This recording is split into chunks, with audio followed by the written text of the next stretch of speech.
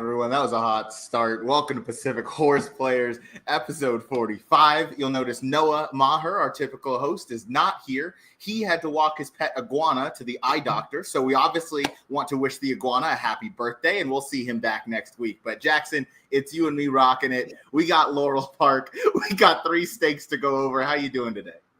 You know, I'm kind of annoyed. I've been to Noah's house twice now, and he's always kept the iguana in his room. So, like, why is he not letting us see the iguana? Now he's making excuses about this iguana. He can't come do the shows. But, you know, we're going there next month. Maybe he'll let us see him then. But otherwise, doing good. Had a nice little score yesterday. Got smoked today, but that's how it goes. So ready to talk some Laurel racing, and let's just jump in, man. Let's do it. Can't relate to that. I had a good hit yesterday, good hit today. It's been a good week. You know, we've had a good few days. But Kentucky Downs is tomorrow, so I'm sure I'll donate all that right back to the Kentucky Horse Players Association.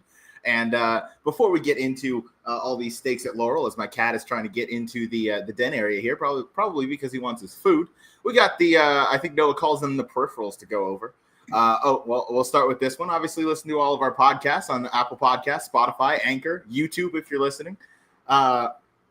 Be sure to subscribe to the HHH Racing Podcast Power Picks. They're fantastic. I mean, $21.60 a month, and you get the incredible value of all of these amazing tracks. Yeah, there we go. We'll drink to that because I've already said the magic word. But Delmar just wrapped up with their power picks. Noah and Jackson carried the team on that one to a nice, healthy ROI above $2. The typical ROI is $2.09 all time. I don't know that the 870 total picks is accurate. I think we're more than that, and we're still crushing the plus $2 ROI. Go to our great website for more information about our great podcast and our great website with that great information. That's hhhracingpodcast.com. A lot of greats in there. Ignore the date, but we always have Weekend Warriors coming up. I think that's still going on this weekend. But without further ado, let's not get too far off the rails today. We got – I just saw Jackson's chat in there. Yeah, I'm moving today. I'm feeling it. I got the energy. I got a beer in my hand. We are doing good. It's a weird blueberry beer, but I mean, it's not bad. Oh, me too. Look at that. See, look at that. Great minds think alike, and then we don't have to walk our pet iguana. That is the best. Except for our idea to bet Jane Elliott on the deep closer today. That horse is terrible. That horse is still trying to close into the pace and will not get there. Let's check in with the chat before we get going. Katie, as always, is here. Eminem, the real Slim Shady. Matt Miller is in the chat. King of the Turf, as he should be called, I should say. The belt. The boss, Mr. Funkle in the chat. Hey, y'all. This guy, listen, I should order that Rapoli hat. Maybe by Breeders' Cup I can get that going because you need a Rapoli hat. I have to dress up. I gotta dress up as the horse's ass at this point, just because of how poor that was. I did. Since you still haven't paid off that bet, just Breeders' Cup comes around and you get the name of the horse on the hat. Just give me one of those with fierceness on it. That'd be good. All right, I can do that. I can do that. I think I can work that. Bossman checking in. He has a pet iguana. Wonder what his name is. Terry. Oh. Close. Imagine we said the same name though. That'd be great. Would have been great. All right. We're getting too far off the rails already, and we are less than 6 minutes into this program. All right, Jackson, we got to go out to Laurel. We have 3 stakes. They are all on the turf as of right now. There's some fun stakes to cover, at least in my opinion. I'm sure you felt the same. We'll go ahead and start. It's going to go as race number 6. It's the Sensible Lady Stakes listed for $100,000. Let me throw our picks up on the screen. I went 7-4-9. Jackson went 4-11-6. And there's no third guest, so those are just the 2 picks. We're going to start with you, Jackson. We're going to go to the number 4. That's Life, Love, and Laughter, Michael Trombetta. I picked this horse in second. Clearly, I respect this horse as well. What are your thoughts on this runner? Yeah, look, this whole race I thought was a little interesting. Just there's 2 motion horses that feel like they probably could get a lot of money because they've been facing better horses, but they're both coming off some efforts that were not great. They left a lot to be desired. Kind of speed and fade trips, and maybe the class relief was all they really needed, but they could just go in the wrong direction too. So I wanted to try to beat those 2 horses in the spot. I do like this filly or this mare a little bit. I think the race 2 back especially was quite good. She put away, she dueled with a favorite, I believe, put that filly away, and was challenged at the 8th pole, really, and looked like she was not going to go on with it, and then kicked away again, which I love when horses do that. And then last time came right back, going a mile and won again. So she's obviously in really good form. She's got enough speed to be forwardly placed. And also, it's worth noting this race is 6 furlongs, not 5.5, like we usually see at Laurel. That's a big difference in a turf sprint, especially in this field where a lot of these horses seem like they do their best going 5, maybe 5.5. So I'm hoping that extra half furlong does make a difference in this race for this filly, and she can get a good trip. And we'll see if she's good enough in the stretch. But I think she's got a good shot. I'm with you. I picked this horse second. I certainly don't disagree with a whole lot that you just said.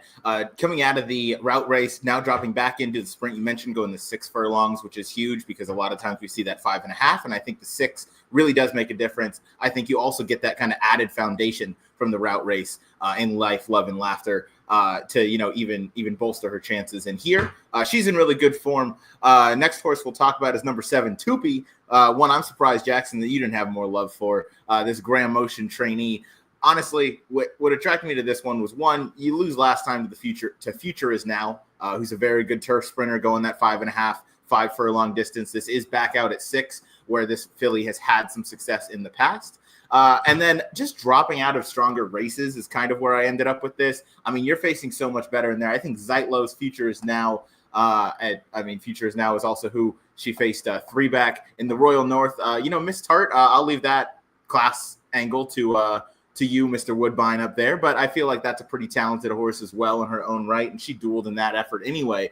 So I feel like she's faced better. I think you get a little bit of class relief here, and I like that she's going to be forward and going to be in it from the jump. She has a win over this track already, going 5.5 in the Stormy Blue Stakes last June. Now gets back here. Daniel Centeno is named to ride, so I'm looking for Tupi to maybe spring a mild upset. We don't have morning lines yet, but I would imagine this one is going to take a little bit of money, maybe second choice. Could even go off favored. What do you think? She's got to be the favorite, right? I mean, look what she's been facing lately. I mean, she was against Future Is Now last time. That's the best turf sprinter filly in the country, probably. She's got to be the class, yeah. As far as the Royal North, that was a weird race where it completely collapsed. That's a definition of a pace collapse in that race. The race was won by Miss Tart. Was, I think, if I remember correctly, she might have been like 80-1. Yeah, 70-1. I knew it was a big bomber. I mean, it was just a weird race. It's one of the biggest trifectas you'll see all year long.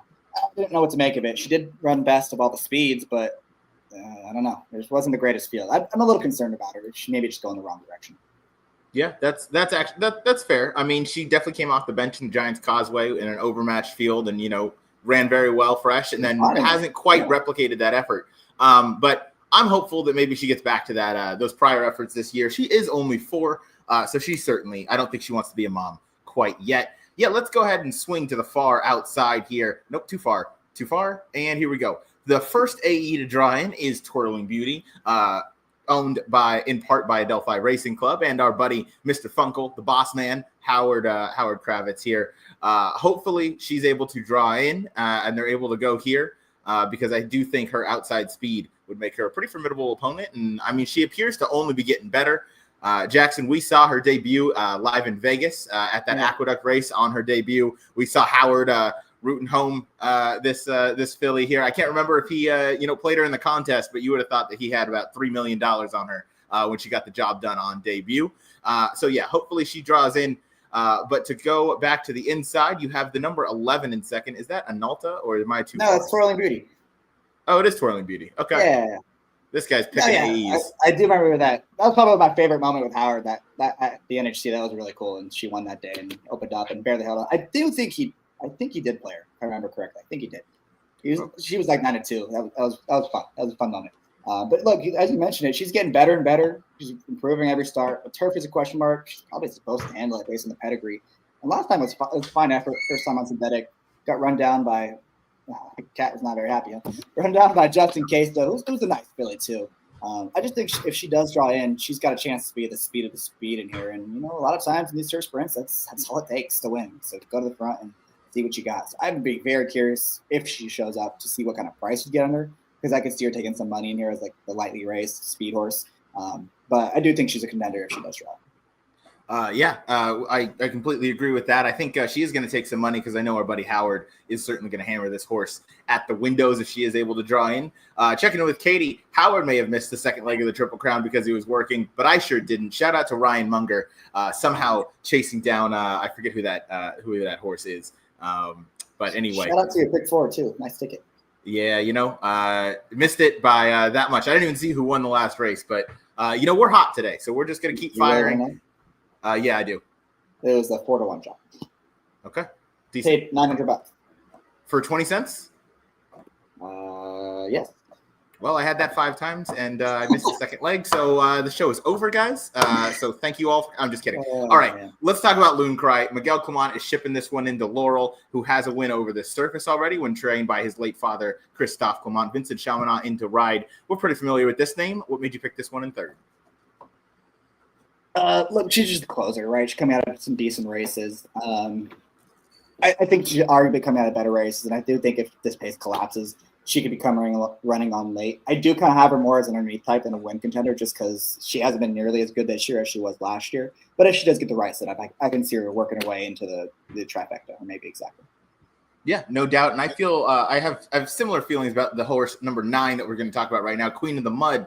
Now, I'm only speculating here, but there is no listed rider, which makes me think maybe this horse is going to scratch relatively soon, and hopefully that allows Twirling Beauty to get into the body of the field. There are quite a few runners in this sequence that we're going to cover that have no listed rider, which is beyond annoying. You might as well just list Pat Day as the rider if we're going to be lazy and just list no rider, but whatever. That's a topic for a different day. But Noah Maher. Yeah, list Noah Maher, please. I wonder if we can talk Doug O'Neill into doing that someday if he ever sends a horse out to Laurel. All right, Queen of the Mud, Graham Motion. This one came back last time at Woodbine, lost to Ouija in that common race that we were just talking about with your horse, Loon Cry. I think this horse can definitely take a step up. Second off the bench for Graham Motion. He can certainly pop with those horses for, in their first start off of a cycle, but he definitely can race them into shape and get a little bit better. Woodbine, they're in their peak season right now, so she was meeting the toughest caliber of opponents that she could. During that time, Ouija, good horse, ready to jam for Mark Cassie is a good horse. Same with Ticker Tape Home. Most of them call Woodbine their home. She took a step up from that last out performance in the Gallarette over that bog at Pimlico on Preakness weekend. So I'm willing to give her one more shot. The time form came back pretty quick, looking at about a 103 compared to the 75 buyer. So I think this one can take a step up. Obviously, if we're going with no rider, she gets the weight break. But that being said, if a rider does end up on her back, she'll be riding with 120. But yeah, I thought Queen of the Mud deserved a look in here. That is race number 6. Jackson, any shows or any other horses that you'd like to talk about before we keep moving? Yeah, it looks like there could be a few scratches. I think the 13, if the 13 also draws in, if you isolate her turf sprints, I mean, they look pretty good. Obviously, 96 jumps off the page. Yielding to her, of course, 2 back where she had some trouble. You go back to the race, and even the November before that, she won. And then before that, she had a lot of trouble. I mean, her turf sprints are all pretty good. You make excuses for 2 losses. I think if she does draw in, she's a little interesting going back to the Michael Meagher.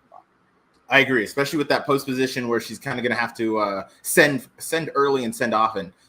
Get that forward position. She could end up sitting right off of Twirling Beauty, assuming she draws in as well. We'll go on now to race number 7, wrapping up race number 6 real quick for our audio listeners. I went 7-4-9, Jackson 4-11-6. Moving on now, race number 7 picks her up on the screen, races up on the board. It is the All Along Stakes going 1 1/8 over the turf course. I haven't looked at the weather. I hope that we get fast and firm on this Saturday because I will actually play this pick 3. I kind of like it a little bit. I went 6-1-4. Jackson went 4-5-6. So staying in order, we'll talk about the German import Sorona in a little bit here, but we're going to start again with you, Jackson. Mopo for Philip Capuano, I believe is how you pronounce that name. Seems like a pacey type. You picked this one on top. What do you like here? Yeah, definitely a pacey type, and just hoping she's able to make the front end of the spot. There is another speed horse here on the inside, cut from class, who has been fourthly placed in her career, but time form says this Mopo's supposed to be in front. And you look at how fast she's gone in some of her races this year. She's supposed to be fourthly placed. She's probably supposed to make the front end. She's improving. She's like the race. She's only 3 years old. If they allow her to get the front end, she has the ability to control things. I think she could get pretty brave in here, just because I'm not quite sure how great this field is. I don't know how good these closers are. No show Sammy Joe doesn't seem like the horse she was last year. The other motion horse, I'm not quite sure about. I'll let you talk about that one a little more because I know you have her in second. I should have asked Will about the other motion horse. I meant to and I forgot. So I'll ask him this week and I'll let you know. But I think Mopo is improving. She's going to be in front, and she's the one that has to come catch. So come catch her. Hopefully she's able to take them a long. Yeah, I mean, she is underexposed, so we quite haven't seen, or we maybe haven't seen the best of her. She does seem to be improving. Definitely a speedy type in a race like this. The reason I couldn't pick her on top was just those seconds seem to be piling up a little bit versus the level. But again, if she gets out of there with some real intention, she might be able to take them a really long way in this race. I picked No Show Sammy Joe on top. You have finally signed the divorce papers, more or less. I know you picked her in third. I just think off of the Glen Falls effort, where she was forward but not pressing or really even that close. I mean, she was behind La Mahana, who ran very well in that spot. I think likes the softer ground, but also won 2 back, as you can see in the optional claiming event, where she beat No Show Sammy Joe as well. Bellezza, who came right back out to win the next out in a graded stakes. I believe it was the Flower Bowl closing weekend at Saratoga. Bellezza got the job done. No Show Sammy Joe has been just so overmatched in those spots. She has the ability to pass these runners. She likes the mile and an eighth distance. She has a good win going the surface when she won this race last year. She does have to refine some of that form, but her form has not been terrible. I'll excuse the gamely where, you ship out west, it could take a lot out of a horse. And on top of that, you're kind of chasing Be Your Best, who was just kind of went wire to wire that day. And I'm willing to forgive that effort. Went right back to Belmont at the Big A and didn't have much of an excuse there. I'm not gonna sugarcoat that one. No probably excuse. should not have lost that race. Other than La Mejana repeated that win with a win in the grade 2 Glen Falls. So at least you can kind of say that she lost to a better horse that day. This is pretty much make or break for No Show Sammy Joe, in my opinion. She should sit the perfect trip in here with Jorge Ruiz and should have no excuse. I'm hoping that she's not below like 9-5. I don't know that I'd want to take anything under below that if I'm playing this horizontally and especially vertically. But I'll give No Show Sammy Joe one more shot for me. Before we talk about the rail runner, Venomous Vixen split in the 4 and the 6 in post position number 5, because that's how numbers work. You picked this one in second, Jackson. What do you like about her? Thank you for the education about how post positions works. You're welcome. How they were going at Laurel this weekend. I just think her last couple races were good. And obviously, she won 2 back into what was not a very fast pace, and she came from dead last and got the job done that day. Then stepped up again last time. Maybe moved a little early, maybe moved a little wide, and didn't quite get there. She probably should have stayed on a little bit better than she did that day, to be fair. But maybe that was a really legit excuse. I do think she's, a little bit less exposed than some others in here. And I just really don't want No Show Sammy Joe in this 5. I've seen enough of her. She might be going the wrong direction, especially the price she's going to be. I don't think there's any chance to get 9-5 on her, by the way. She's probably going to be odds on, unless this one is a monster, which she could. So she's more an underneath type again in this spot, but she's a little interesting for no rider as well. Yeah, no rider, a lot of mounts. He's booked on multiple, or she is booked on multiple mounts in the same race. So I'm really curious which one they're gonna end up picking in here. But that's Venomous Vixen. We'll go now down to the rail for Sorona. First time in the barn from Grand Motion, coming over from overseas. Last ran, I believe that was on Epsom Derby Day, but ran in the Grade 3 Princess Elizabeth Stakes behind some good horses in Bright Thunder, who came out to win her next effort. Spiritual 2 back, you see, face the George Weaver trainee or possible transfer in Crimson Advocate, who used to run kind of rampant out here when she was in good form. Has faced much better, in my opinion, overseas. A mile and an eighth shouldn't be a problem. You can see that she's ran a mile and a 16th overseas, and typically I'm willing to give an extra, furlong or so with how those races are run over there. I feel like this one's really going to like the firm ground. That's, again, typically why they want to bring these horses over. She hasn't really faced much good or good to firm ground aside from the Grade 3 Valiant Stakes and Ascot of last year, but again, I'll give this one an effort to come on over. I hope that she's taking a little bit of money because I think that's going to show that, she's live and she's got some ability. We know she has the ability overseas, but we want to see her transfer that over here. Picked her in second. I think she's very logical. And again, depending on the price that I get on No Show Sammy Joe, I could pivot to playing Serona on top, because I don't think she's going to be too short of a price. Sorry about that cat toy. My cat is playing with it. All right. That's the rail runner. Anything to add on any of these runners, Jackson, before we get to race number 8? No, I like it. All right. Then to race number 8 we go. In the 8, we skate. We're going 6 furlongs. It's the Laurel Dash, the aptly named, for us trying to get out in race number 8. I went 10-3-2. Jackson went 3-1-2. Jackson with a lot of sequential numbers today. I know 3-1-2 is a little bit out of order, but it's pretty close. So, Jackson, we're going to start with you one more time. Mischievous Angel, horse that we're obviously very familiar with, a common runner that we see. I picked this one in second. You on top. So take it away. We're going 6 furlongs. Yeah, that was an interesting race. Probably the most competitive of the 3 we're going to cover at Laurel on Saturday. It just seemed a little interesting to me. He's, coming out of the race on the Harvey Pack, in the Harvey Pack, where Bring the Band Home just puts that field and ran him off their feet. He ran okay in there. Obviously, he finished 4th and tried to close in a slow pace. And I just think that in today's spot, he's getting a little bit of class relief, and he's shown he likes to go this distance against better horses. And when he does face horses of this caliber, he's very, very competitive. So I think this is probably what he wants to do. I think 6 furlongs is probably perfect for him. 5.5 is probably a little bit too short, and 6 furlongs should hit him right between the eyes. He can be somewhat fourthly placed. He's not even coming from dead last. Probably get a mid-pack trip. Just needs to work out a trip, save some ground, and we'll see what he's got in the stretch, because this is a really tough race. I'd be curious to see how they bet this horse on Saturday. I'm with you. I'm curious how the betting is going to shake out, because this is a very versatile type, but I'm with you. I think 6 furlongs is his best, excuse me. I'll drink to that.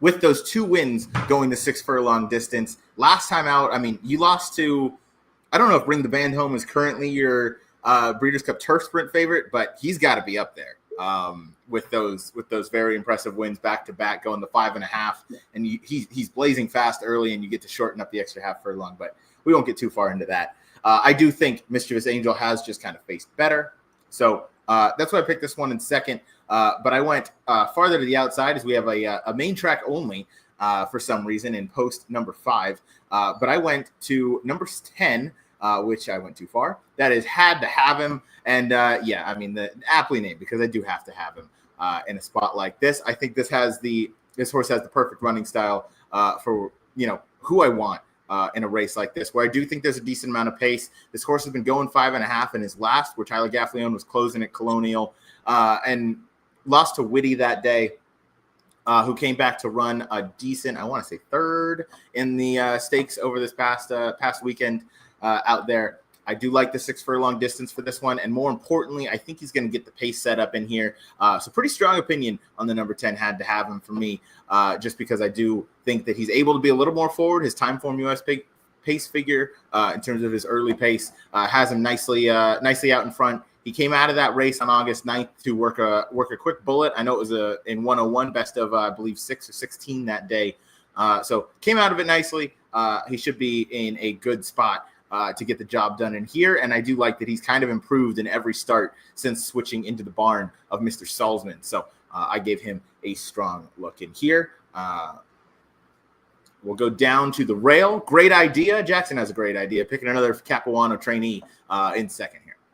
Yeah, he's more of an underneath type. I do think he's going to be interesting, because I don't think he'll be a very short price. I think he'll be a bit of a long shot in here.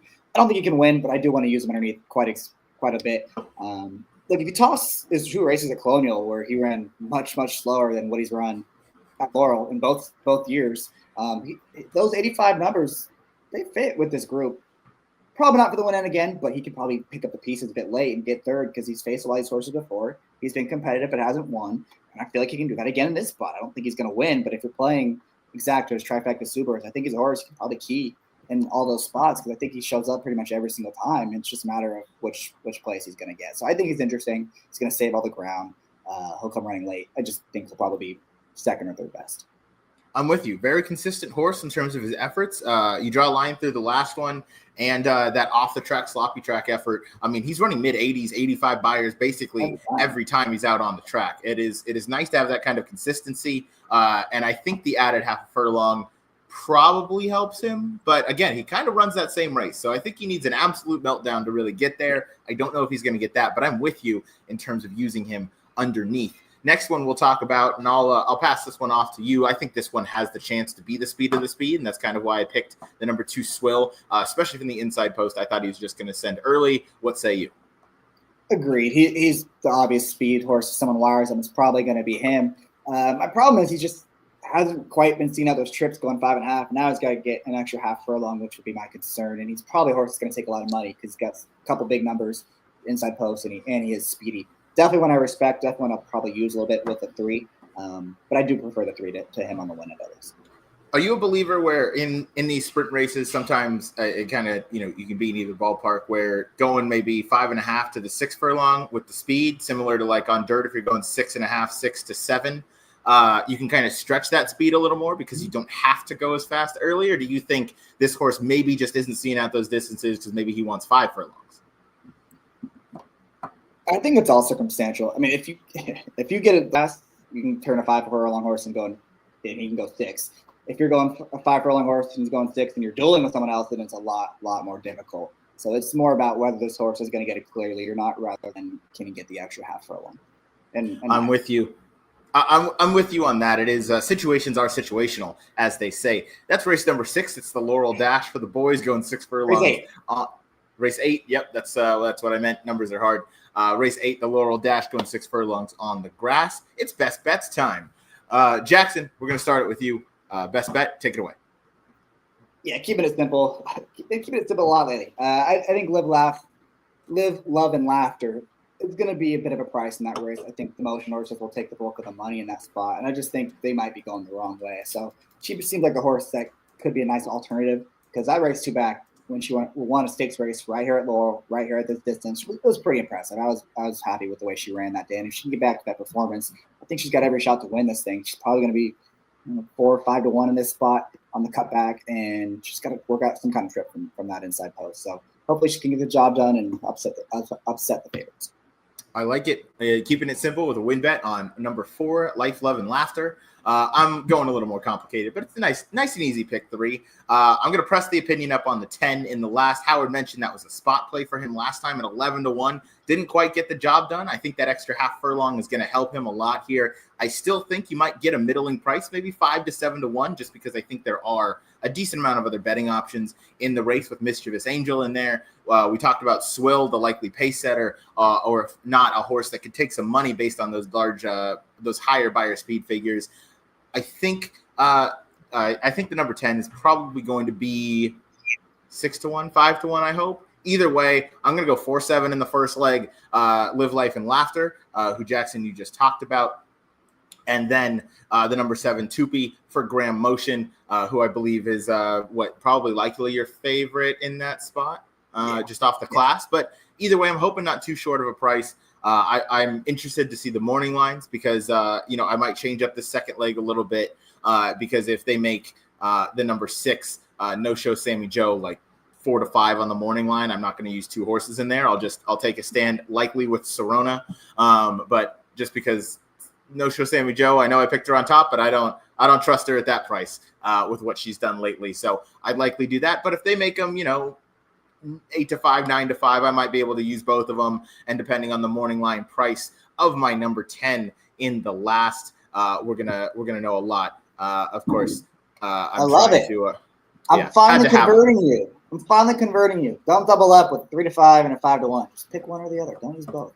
Yeah, the ticket structure police have been after me lately, but I don't even care because it's been a good week. So, Jackson, you've had some good days. I've had some good days. Let's keep things rolling into this Saturday at Laurel. I know we normally have our shows out on the Gallop Out. We're taking this week off. I got to go to Vancouver next week. I'm going to be doing some just fun sightseeing activities, I guess. There's just not a lot going on, and to be honest, I'm pretty burnt out from the season at Del Mar. It was a long season. It was nonstop. I got to go back tomorrow for a little bit, but it's always going to be fun just wrapping up the season. But as we wrap up Pacific Horsplayers, episode 45, Jackson, any parting words before we get out of here? Nope, like it. Kept it short and sweet. I like it. Be sure to subscribe to HHH Racing Podcast Power Picks as we are approaching the fall season at Keeneland, which, man, I can't wait for it. And I don't have the exact date, but we're getting pretty close to a year on the channel here. I think if we go off of episodes, it would be 52, but I know we missed a couple weeks here and there. I want to say it was somewhere around the time of opening day at Santa Anita. But either way, we'll go ahead. California Crown Day. I do remember listening. Yeah, California Crown Day, which is not coming back this year because I don't know. But we are going to have all those stakes again. It's just not going to be labeled the California Crown. Still going to be a great day of racing. Another good day of racing coming up this weekend at Laurel. I've been Ryan. That's Jackson. Noah's walking his pet iguana. PHP out.